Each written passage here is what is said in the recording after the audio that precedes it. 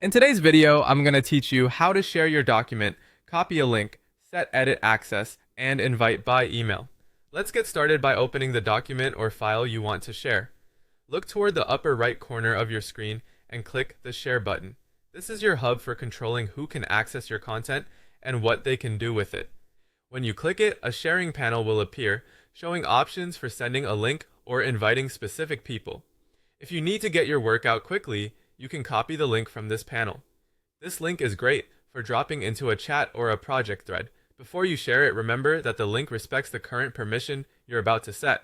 If you plan to collaborate in real time, make sure the permission reflects that. If you're just circulating a draft to a trusted teammate for edits, a link with edit access can be handy. If you're sharing more broadly, be thoughtful about who will receive it and how widely it might spread. You can also share directly with specific people by typing their email addresses into the invite field. This is useful when you want precise control and a clear invite going to the right inbox. Type each address carefully to avoid sending access to the wrong person. Keep any message you include focused on context, like what you want them to review or change, and avoid adding personal details you don't need to share. Now choose Edit as the permission level.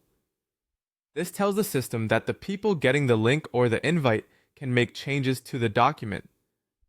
Double check that this is what you intend, because edit access allows recipients to modify content, add comments, and reshape the file. Grant editing rights only to collaborators you trust and who need that level of control to move the work forward.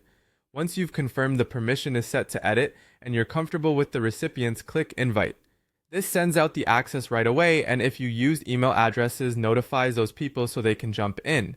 If you copied the link, share it through your preferred communication channel, knowing it's already configured for editing. That's it. You clicked Share in the upper right, copied the link if needed, added specific email addresses when appropriate, chose Edit to allow collaboration, and clicked Invite to finish. With these steps, you can share confidently, collaborate efficiently, and keep your work moving